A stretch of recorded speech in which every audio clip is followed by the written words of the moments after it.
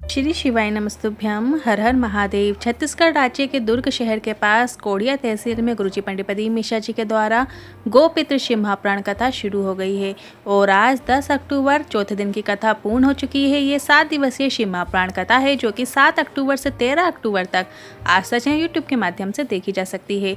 आज की कथा बहुत ही अधिक रोचक जानकारी से भरपूर थी, जिसमें गुरुजी ने अच्छे पत्र पढ़े, साथ ही कुछ उपायों की जानकारी दी है और गौ माता से जुड़े हुए कुछ रोचक उपायों की भी जानकारी दी है, जिससे आप घर से ही कर सकते हैं। पक्ष पूर्ण होने ही वाला है। ऐसे में अपने व्यापार वृद्धि के लिए, नौकरी प्राप्ति के लिए, शीघ्र विवाह के लिए और घर में शुभ कार्य के लिए, मंगल कार्य के लिए गुरुजी ने बिल्कुल नए उपाय की जानकारी दी थी, जो कि देव पितृ शिव महापुराण कथा में दी थी। उस उपाय को हम आपको इसी वीडियो के अंत में करके भी बताने वाले हैं। उपाय कैसे करना है, पूरी जानकारी आपको इसी वीडियो के माध्यम से मिलने वाली है। 10 अक्टूबर की कथा में गुरुजी ने 13 उपाय पत्र उपयोगी जानकारी दी है। सभी की जानकारी आपको इसी वीडियो के माध्यम से देंगे। किसी कारणवश यदि आपने आज की कथा नहीं सुनी है तो पूरी कथा का रसत्व आपको एक छोटे से वीडियो से प्राप्त हो जाएगा। तो बढ़ते हैं आज की कथा की पहली जानकारी की ओर। कथा शुरू होते ही गुरुजी ने कहा, कई लोग पूछते हैं कि हमारे घर की दिशा किस ओर होना चाहिए ताकि घर में सब अच्छा हो। तो इस पर गुरुजी ने बताया, घर की दिशा कहीं पर भी हो ये मायने नहीं रखता, आपकी दिशा किस ओर है वो मायने रखती है। अगर आपका घर सही दिशा की ओर बना हुआ है, सब सही बना है, पर अगर घर में रहने वाला मांस मदिरा का सेवन करते हैं तो क्या उस घर में सब अच्छा होगा? नहीं होगा, भले ही वो कितनी अच्छी दिशा की ओर मुख करके घर बना ले। घर किस दिशा की ओर करके बना है ये मायने नहीं रखता, मायने ये करता है कि आपकी दिशा भोलेनाथ की ओर होना चाहिए, भगवान की भक्ति की ओर होना चाहिए, जिससे आपके घर में और जीवन में आपको सुख शांति की प्राप्ति हो सकती है। बढ़ते हैं आज की कथा की दूसरी जानकारी की ओर। जी पत्र लेकर आई, मेरे पति को 2021 में 2 बार पैरालिसिस का अटैक आया। दोनों बार उनका आयुर्वेदिक और इंग्लिश दोनों इलाज कराया गया। कुछ समय बाद फिर से पैरालिसिस का अटैक आ गया, जिससे मुंह टेढ़ा हो गया और शरीर कार्य करना बंद कर दिया।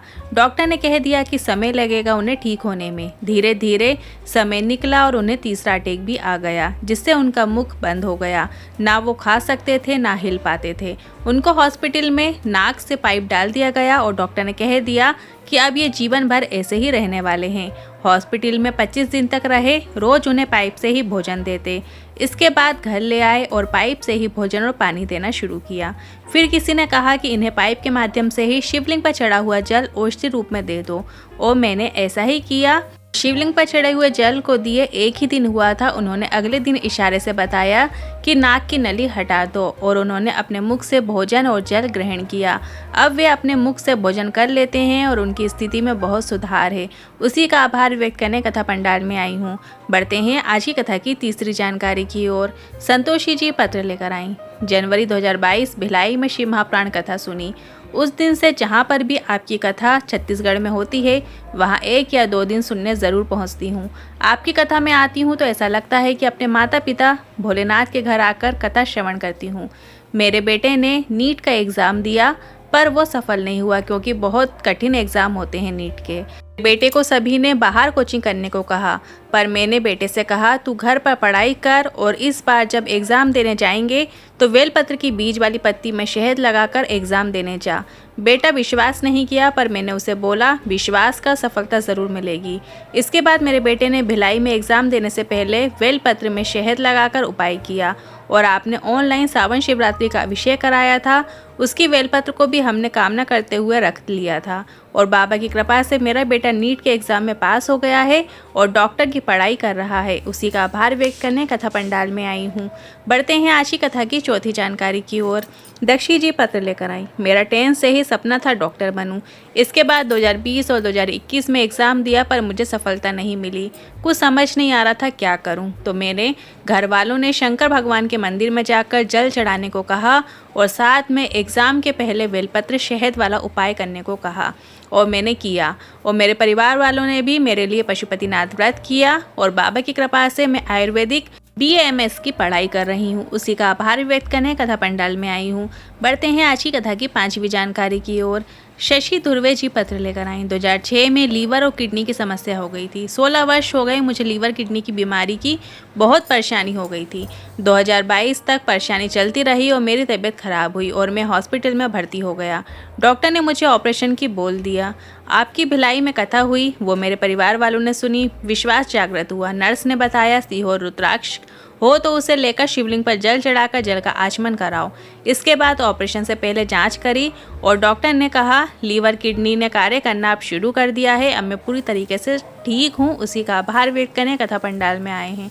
बढ़ते हैं आज की कथा की 6वीं जानकारी की ओर। गुरुजी ने कहा शुद्धता करने का और पवित्र करने के लिए अगर गंगा जल भी ना मिले, चाहे हम घर में जब शुद्धता करते हैं तो गंगा जल का सिंचन करते हैं, और यदि आपके पास गंगा जल नहीं है तो आप गोमूत्र भी शुद्धता प्रदान कर देता है। आप गोमूत्र को भी अपने घर में सिंचन कर सकते हैं। गोमूत्र साधारण नहीं है, कितना बड़ा ही कैंसर क्यों ना हो जाए, उस कैंसर की दवाई भी गोमूत्र से बनती है। बढ़ते हैं आज की कथा की 7वीं जानकारी की ओर। सिम्मी साहू जी पत्र लेकर आई। मेरा बेटा जो 8 महीने का है उसकी तबीयत खराब हो गई। हॉस्पिटल में ले गए तो हॉस्पिटल में कोई लेने को तैयार नहीं था। हॉस्पिटल में हस्ताक्षर कराकर भर्ती किया गया और वो सांस नहीं ले पा रहा था। जांच से पता चला कि उसके हार्ट में छेद है। आसपास कहीं पर भी कोई मंदिर नहीं था। शिव पर पूरा विश्वास था, पर पूरा भरोसा था। हमें समझ नहीं आ रहा था कि हम कहाँ जाएं, कहाँ जल चढ़ाएं। तो हमने भोलेनाथ को याद किया और मोबाइल में शंकर भगवान के शिवलिंग की फ़ोटो निकाली और उसमें 2 बूंद जल चढ़ाया और उस पानी को रुमाल से पोंछा और उसे बेटे की छाती में जाकर लगा दिया। डॉक्टर से कहा एक बार और जांच कीजिए, मुझे पूरा भरोसा है मेरे बेटे ने सीने में छिद्र नहीं हो सकता। 2 दिन बाद फिर जांच हुई और उसमें मेरे बेटे की सभी रिपोर्ट सही आई, हार्ट में छेद नहीं था। उसी का आभार व्यक्त करने कथा पंडाल में आई हूँ। बढ़ते हैं आज की कथा की 8वीं जानकारी की ओर। रोचक पत्र आया जिसमें लिखा मेरी भाभी के पिता को चाकुओं से रौंदा गया, किसी विरोधी ने आक्रमण किया, 14 बार चाकू मारा गया, हाथ कट गए थे, टुकड़े टुकड़े हो गए थे। मैंने भाभी से कहा आपके पिताजी पास में जो भी हो एक बेलपत्र शंकर भगवान के मंदिर की उनके पास में रखो, वो मन नहीं सकते। बाबा की कृपा से उनके प्राण बच गए और उनका हाथ को भी जोड़ दिया गया है। उसी का आभार व्यक्त करने कथा पंडाल में आए हैं। बढ़ते हैं आज की कथा की 9वीं जानकारी की ओर। गुरुजी ने कहा आज से पहले कभी नहीं बताया, पर इस गोपित्र शिव महापुराण कथा में बताना चाहेंगे। जब भी कथा करने के लिए जाने वाले होते हैं तो भोलेनाथ से निवेदन करते हैं यह शरीर कथा वाचने तो जा रहा है पर शब्द आपके होना चाहिए। जितने लोग कथा सुनते हैं बहुत विश्वास से आते हैं, व्यासपीठ से वही शब्द बुलवाना जिससे अगर ये लोग प्रयोग करें तो उनका प्रयोग खाली ना जाए। इसमें सीहोर वाले महाराज का कुछ नहीं घटेगा, घटेगा उसका जिसका ये लोग गुणगान करते हैं, पशुपतिनाथ व्रत करते हैं। इसलिए आप हमसे वही शब्द बुलवाना जो जनमानस के कल्याण के लिए हों। बढ़ते हैं आज की कथा की 10वीं जानकारी की ओर। आप कभी शिव महापुराण कथा सुनने जा रहे हैं तो आपको ऐसा सोचकर कथा सुनने नहीं जाना चाहिए कि आप कथा सुनने जा रहे हैं, बल्कि आपको ये सोचकर जाना चाहिए कि आप भोलेनाथ को, देवादेव महादेव को अपने घर आमंत्रण करने के लिए जा रहे हैं कि मेरे घर भी ज़रूर आइएगा, इसलिए आप कथा में जा रहे हैं। बढ़ते हैं आज की कथा की 11वीं जानकारी की ओर।